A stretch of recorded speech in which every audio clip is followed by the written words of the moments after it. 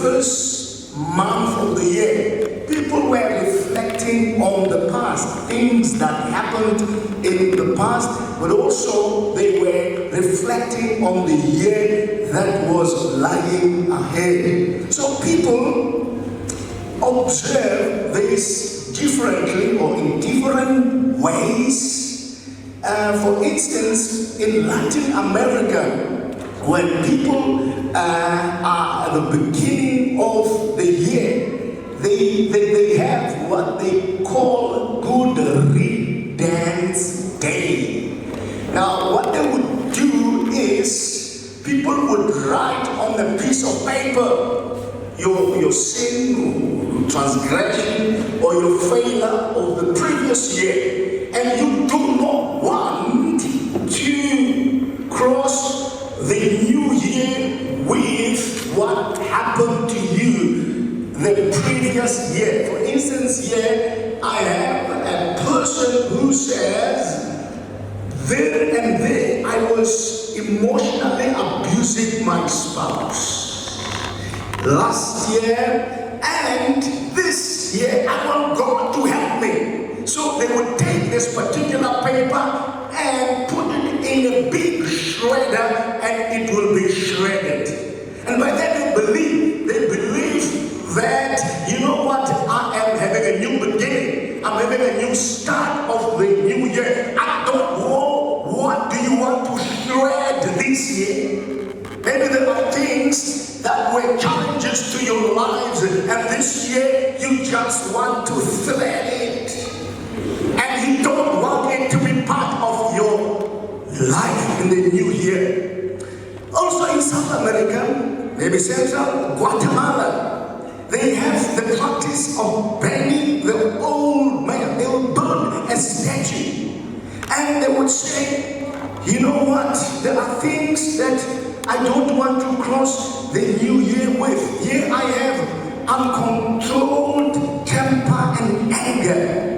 I had spells of uncontrolled anger and temper.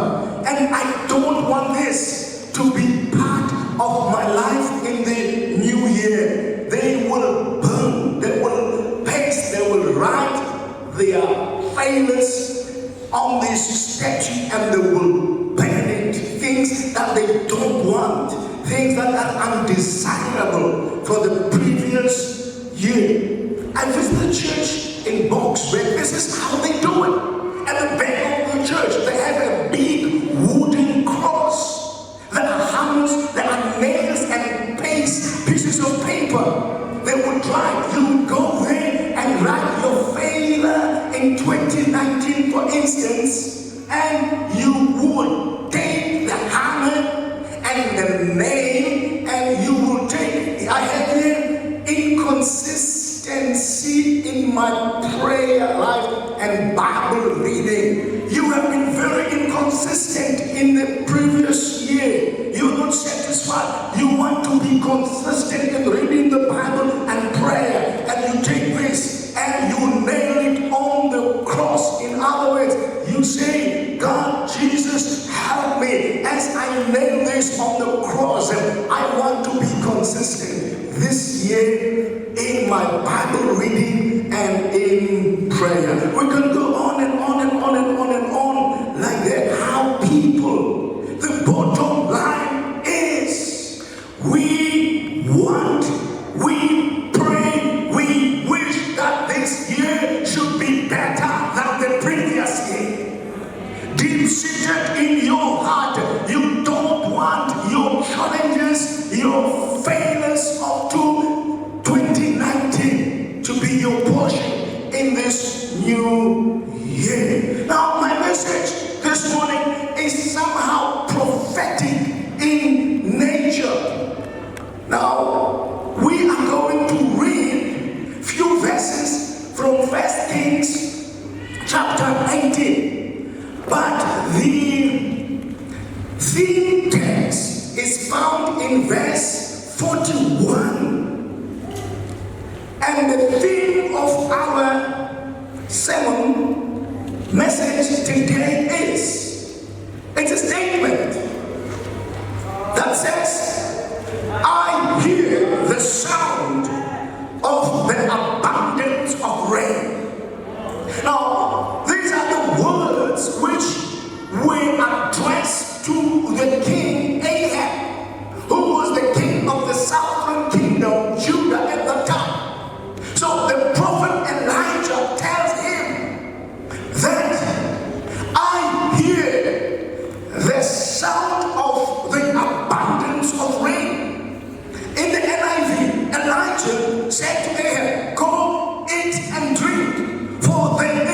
sound of a heavy rain.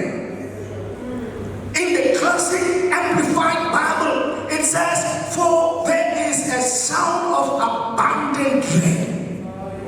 In the English Standard Version, it says, for there is a sound of the rushing rain.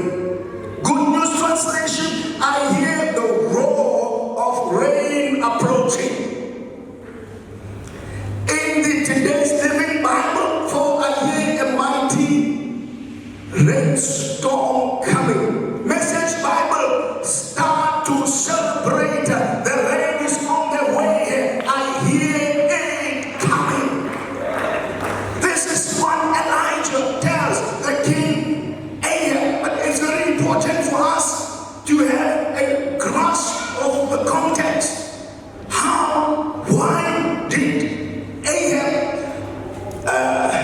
why was he the object of these words? And why today are we employing these words as a prophetic word for us this morning? When you go back, you read chapters 16 and 17, they will give you a very good background. The nation of Judah at that time were recovering from a drought. Chapter 16, 30 and 31. Verse 30 says, now Ahab, the son of Omri, did evil in the sight of the Lord more than all who went before him. Now Ahab was a wicked king. He did what is bad in the sight of God more than all the kings. That is, after Solomon, when the kingdom was divided in the northern kingdom and the southern kingdom, when you take the kings of the southern kingdom who came before him, he did evil more than all of them. Verse 31, and it came to pass as though it had been a trivial thing. He trivialized what was happening. In other words, the nation, he led the nation into idolatry. Idolatry is the worship of idols, and to turn your backs against God. Now he took it as a matter that was very much trivial. Now when you read in chapter 17, verse 1 and 2, it says, as surely as the Lord God of Israel lives, the God whom I worship and serve, there won't be any dew of rain for several years until I say the word. In other words, Elijah, who was called by God to prophesy at the time, he was reacting to what Ahab did. What did he do? He married a Syrophoenician woman called Jezebel. And Jezebel came from the northern part of Israel. At the time, that nation was known of idolatry. It was regulated idolatry. They had two principal gods, Baal and Ashtaroth. And Ahab imported this idolatry, this religion in Judah. And because of this, he also imported more than 450 prophets of Baal. Furthermore, they built shrines. They built places of worship for these gods. In each and every town, each and every city, in each and every village. And God is not pleased when we worship the creature more than the creator. God is supposed to be the object of our worship. So when we worship idols, God is not happy. So God was not happy. And he raises the prophet Elijah. And Elijah says, because of this, what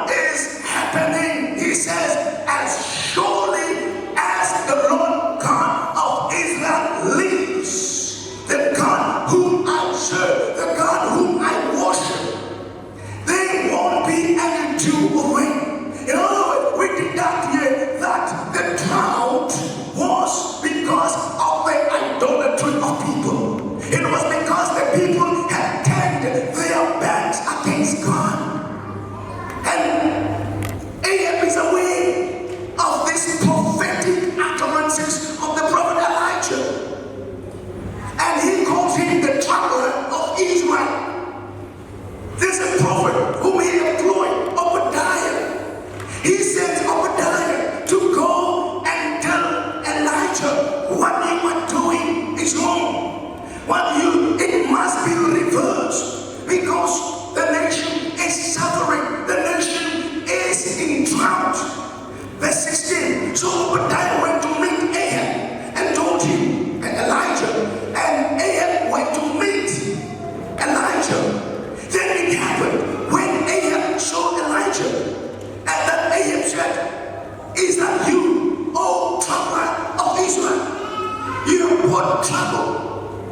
You have brought suffering through your prophetic utterances." Verse 18. And Elijah answered, "I have not troubled Israel, but you and your father's house have, in that you have forsaken the commandments of the Lord and have followed Baals."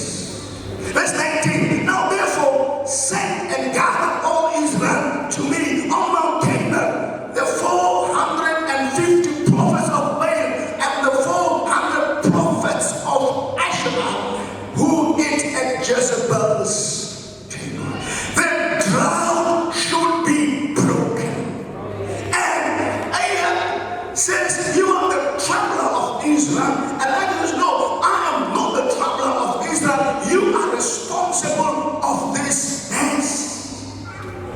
Now, idolatry makes God to turn his back towards us. Now, what is idolatry today? What is our modern day idolatry?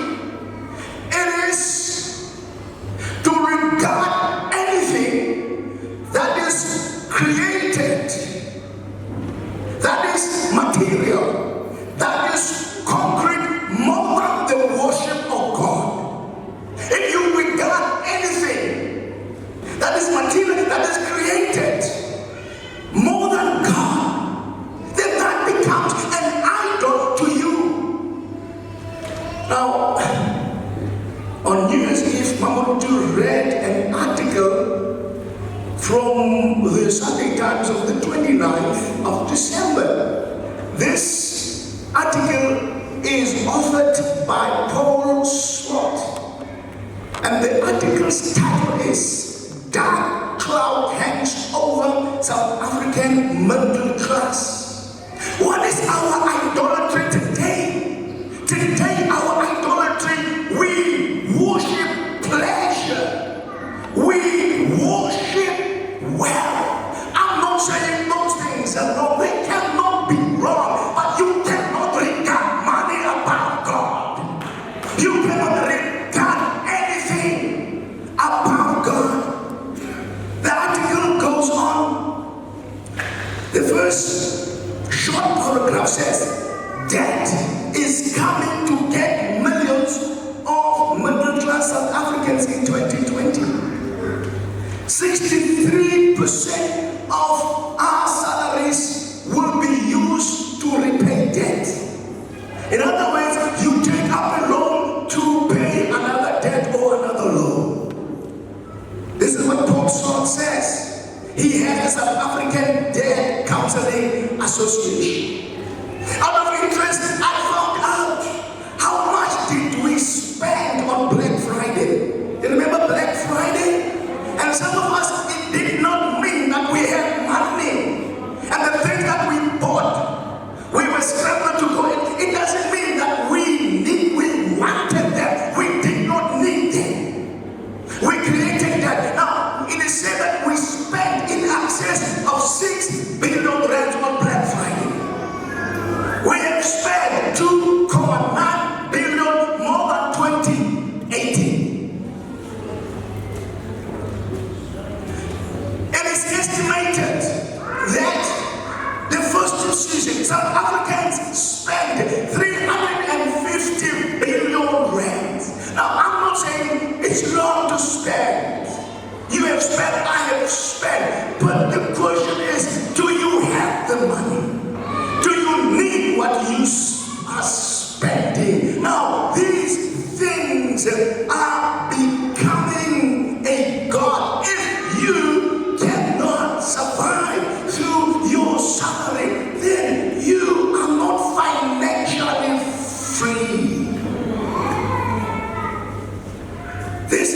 our present day idolatry.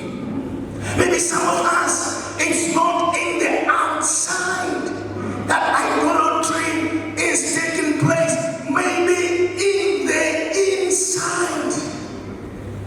You are winning outside, but inside you are weeping. Things are not well inside. You are hurt.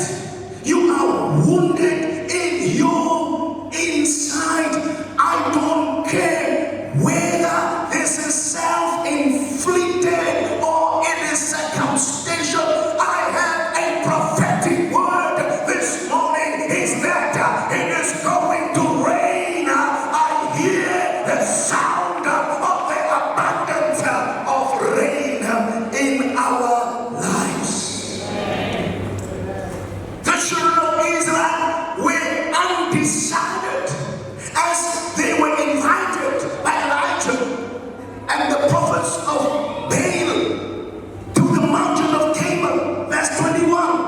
And Elijah came to all the people and said, how long will you falter between two opinions?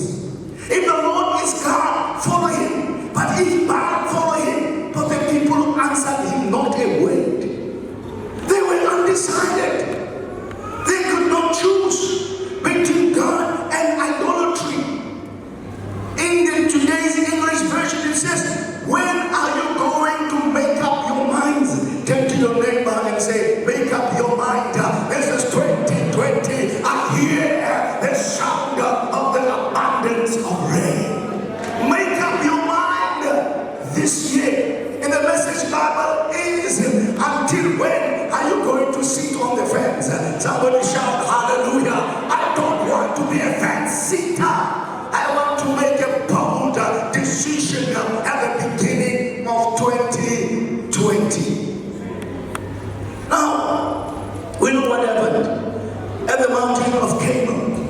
The prophets of Baal, they were given a challenge that they should call their God.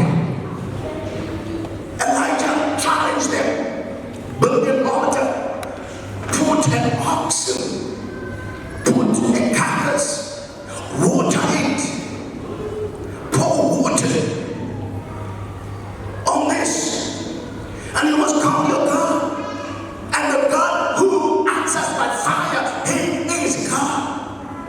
And we know very well an idol cannot do anything because it is man-made. It is created by man. So the turn of Elijah came. He said, the water is poured. But can you go and fetch more water to pour on the sacrifice? Why did he do that? He didn't want to think it is a fake miracle. God help us in this country can offer with fake preachers. Let them be replaced by fake preachers and genuine miracles. Somebody shout hallelujah. Elijah did not want them to think it's a fake miracle. He said, pour more water on this sacrifice. And we know what happened. He called to God and said, oh God, you've called me, I serve you. Show these people that you are God. And a sacrifice came. Fire came and consumed their sacrifice. And after that, the prophets of Baal were destroyed, and together with all that they stood for. It is in that context that I call the stage of rain the invincible rain, or the nothing stage of a miracle. Verse 41. Then Elijah said to Ahab, go out, eat and drink, for there is a sound of a heavy rain. It has not happened. But what does he mean when he says, I hear the sound of a heavy rain? He says to Ahab, go out, eat and drink. And Elijah went up to the top of Carmel.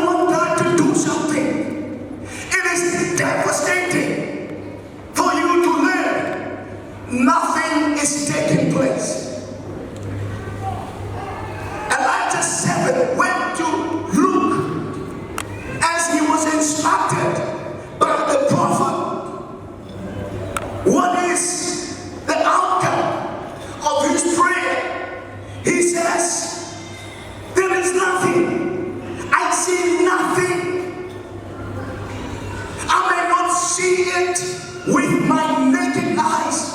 I may not hear it with my physical ears, but that does mean something is not taking place. You may not hear it, you may not see it, but it is in the invisibility state.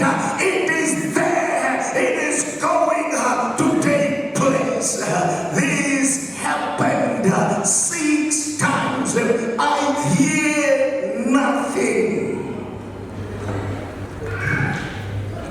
You remember the children of Israel? When God gave them the city of Jericho, a fortified city, God said they must march around the city. How many times? Now, the first time, nothing happened. The second time, nothing happened. You should continue to pray for your miracle, your breakthrough in on the invisibility stage. It will rain. It will take place. The thing is, you don't see it with your eyes. You don't hear it with your ears.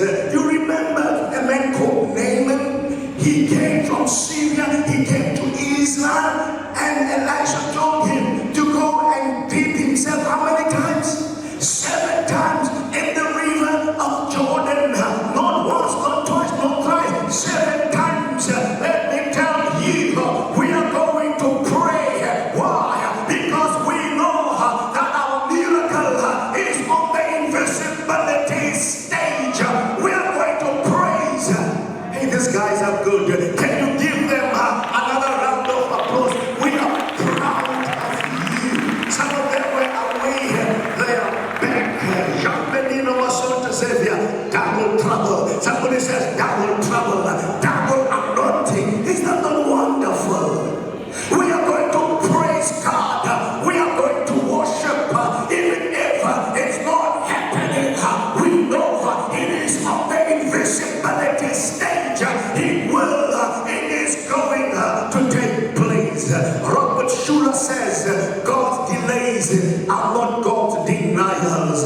If it is delayed, somebody shout hallelujah. It is not that it is not going to take place. I hear in my spirit, I hear the sound of abundance of rain.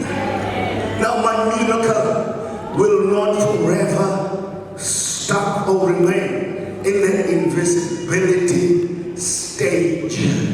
The seventh time. Then it came to pass the 7th time, and he said, there is a cloud as small as a man's hand rising out of the sea. That was enough for Ahab to quit praying. I call these the insignificant stage, the stage of a small man's hand. It is not enough to bring rain, but I rejoice, I celebrate, even if I don't see it all. I see only the cloud as big as the man's hand. Let us celebrate, let us rejoice. 2020 will not be like 2019. Why do you say that, Pastor? I don't walk by sight, I walk by faith. Even if I see the manifestation of the bigger picture, I see only the hand. The cloud is as big as a man's hand. It is enough for me to rejoice. Somebody shout hallelujah. Let us rejoice, even if our miracle, even if our breakthrough is on the insignificant stage. Zechariah 4 verse 10. Do not despise these small beginnings. Do not despise days of small beginnings. Even if the miracle, the breakthrough, the rain is as big as the size of a man's hand, it is cause enough for us to celebrate. The stage of abundance, that's 45. Now it happened in the meantime that the sky became black with clouds and wind, and there was a heavy rain. So Ahab rode away and went to Jezreel. Then the hand of the Lord came upon Elijah, and he girded up his loins. Get up your loins, fasten your seatbelts. Your miracle is happening. Your miracle is going to take place. It will not be stuck in the insignificant stage. It will be manifest in the abundant stage. I'm praying today that John 10 verse 10 should be your portion. The thief cometh not but to steal, to kill, and to destroy him. I am come that they may have life, and that they may have it in more abundance. Somebody get me a glass of water. Clever, can you bring me, hey Madaya, bring me a glass of water. That is very quick. I just want to illustrate over here in the Message Bible. It says more and better life than they ever dreamt of. Somebody shout hallelujah. This is your portion for 20. Oh, praise the name of the Lord. Hallelujah. Somebody shout, it is going to rain. Thank you very much. Give me a bottle of water there. Praise the name of the Lord. It is going to rain. Oh, blessed be the name of the Lord. It is happening. Oh, bless God. Hallelujah. Thank you, Jesus. This man is doing PhD. He's doing, hey, no. This man is not a quitter. This man is a fighter. This man is a warrior. Clever, you are not a PhD student. You are a Dr. Makaya. It is going to rain. It's going to rain. Praise the name of the Lord. You will help me. Right, pour water in here and listen to my instructions. Praise the name of the Lord. Praise God. Hallelujah. That's okay. Now this is 1 quarter full. I am not praying for this for your life. I'm not praying for a certain measure in your life. Let's pour again. Praise the name of the Lord. Somebody shout hallelujah. The glass is full. Some people will be satisfied with 2020 that is full. It is not what I am praying for. I am praying that your life should overflow. I'm praying that your life should overflow.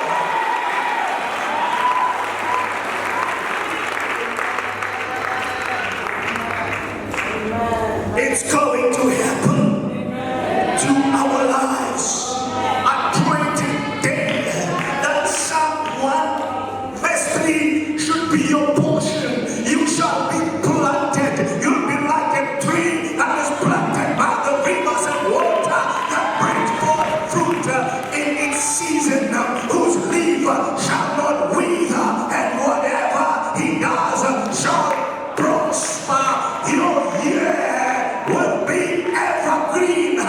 This is 2020 for you. I pray that Deuteronomy 28 verse 12 should be your portion. The Lord will open the heavens, the storehouse of his bounty, to send rain on you, on your land. I pray that Psalm 65 verse 11 should be your portion. You crown the year with bounty. I pray that your year, I pray that 2020 should be crowned with bounty, and your kids overflow with abundance. I want to conclude this message. May God help us. May God help us all, without exception, each and every one of us, to realize this is not a message for the 5th of January. This the 2020 message, I hear, I see the abundance of rain. How is this going to be possible? How is this going to take place? It is going to take place because we are going to continue to pray. Zechariah 10 verse 1 says, ask the Lord for rain. I'm not going to stop. I'm going to continue to pray for the rain. Ask the Lord for the rain.